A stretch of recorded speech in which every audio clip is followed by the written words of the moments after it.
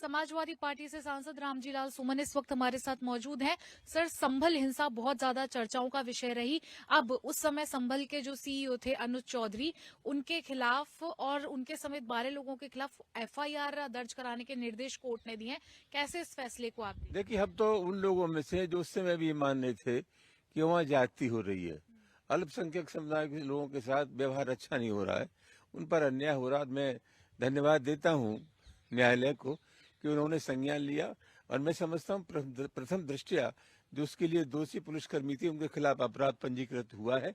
अब तो ये मामला न्यायालय के विचाराधीन है। मैं समझता हूँ गुणदोष पर कार्रवाई होगी और मुझे पूरा विश्वास है कि जो लोग गुनहगार हैं निश्चित रूप से उनके खिलाफ प्रभावी कार्रवाई की जाएगी।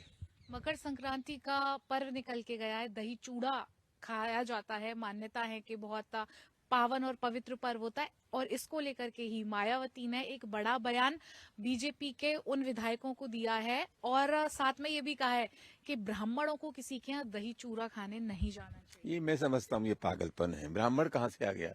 हम राजनीति करने वाले लोग हैं। लोग जो मत देते हैं इस आधार पर देते हैं कि उस सरकार ने क्या वादे हमसे किए थे उनको पूरा हुआ, किया है नहीं किया है।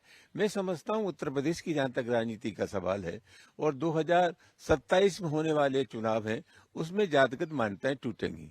कुल मिलाकर के जाति और मजहब के नाम पर जो राजनीति उत्तर प्रदेश में होती रही है, देश में होती रही है, फिर राजनीति उसी पटरी पर आएगी और लोग जो उत्तर प्रदेश में बेबसी, लाचारी, गरीबी और गुर्बत है, इन सब सवालों पर मतदान करेंगे। सरकार के खिलाफ विद्रोह होगा और उस विद्रोह के बाद अगर किसी भी दल को वोट मिलेगा और कोई भी दल वोट लेने का अधिकारी है तो वो समाजवादी पार्टी के अलावा कोई दल नहीं है। उत्तर प्रदेश सरकार में मंत्री हैं ओपी राजभर, उनका एक बयान सामने आया। उन्होंने कहा है कि 18 जनवरी को बिना लाइसेंस के हथियार बांटे जाएंगे। मैं समझता हूँ राजनीति में कुछ मानसिक रूप से विकृत लोग भी आ गए हैं। ऐसे लोगों की बुद्धि पर मुझे तरस आता है। मैं समझता हूँ उनके खिलाफ कोई टिप्पणी करना मेरे लिए उचित नहीं है। बातचीत करने के लिए बहुत शुक्रिया। कैमरामैन दीपक के साथ समीक्षा चौधरी, हिंदी खबर, दिल्ली।